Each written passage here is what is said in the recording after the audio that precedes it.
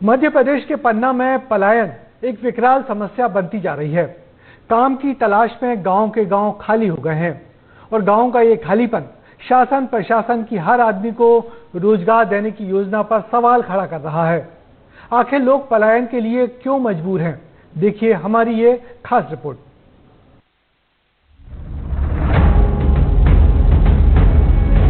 क्यों लोग गांव और घर से हो रहे दूर? मजदूर क्यों हो रहे पलायन को मजबूर?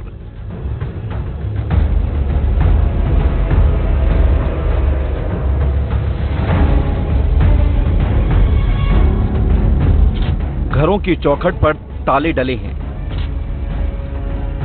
आंगन में सूनापन है, गलियों में सन्नाटा है, ना तो बुजुर्गों की रौनक है ना ही बच्चों की किलकारियां। घरों में जो लोग दिखते हैं वो अपनों का इंतजार कर रहे हैं, आंखें राह देख रही हैं और सवाल पूछती हैं कि आखिर तुम कब आओगे।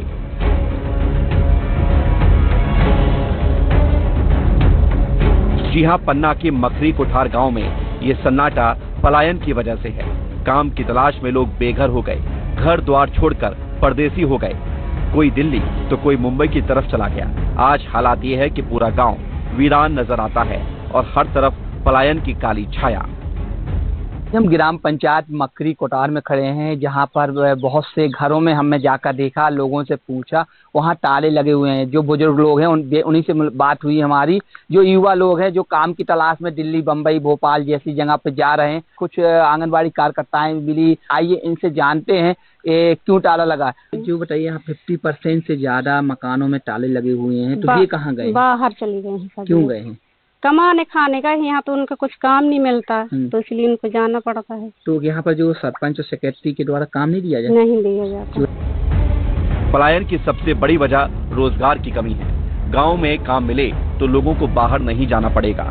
और ऐसा नहीं है कि पंचायत में काम नहीं है, लेकिन सरपंच और सचिव मनरेगा के काम भी मशीनों से कराकर मजदूरों के हक पर डाका डालते हैं और लोग बाहर जाकर काम करने के लिए मजबूर हैं।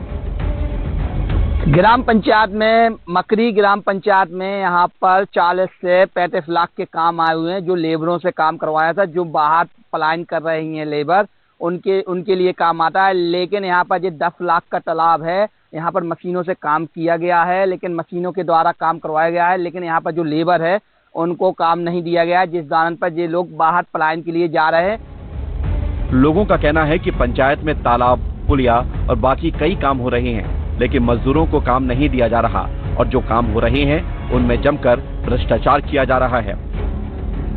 लेकिन यहाँ पर 50% से ज्यादा ताले लगे हुए हैं, तो क्यों? कमाने खाने का, यहाँ कुछ काम भी नहीं है, खेती भी नहीं कर रहे हैं, खेती किसानी भी नहीं है, ज्यादा ही कम अपना कुछ रोजगार कर सकें।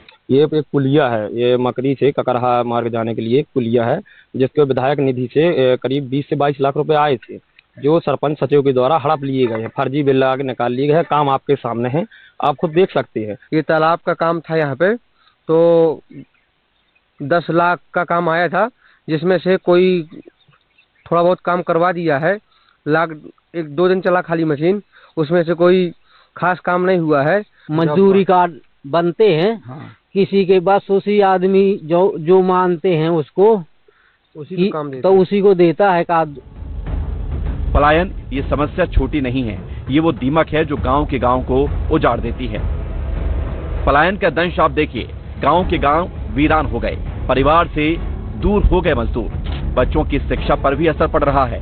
कई घरों में सिर्फ बुजुर्ग ही बचे हैं, पुश्तैनी घर अब खंडहर होते जा रहे हैं। पलायन के कितने भयंकर नतीजे हो सकते हैं, इसके जिम्मेदार भी वाकिफ हैं, लेकिन जब हमने उनसे बात की तो वही रटा रटाया जवाब मिला।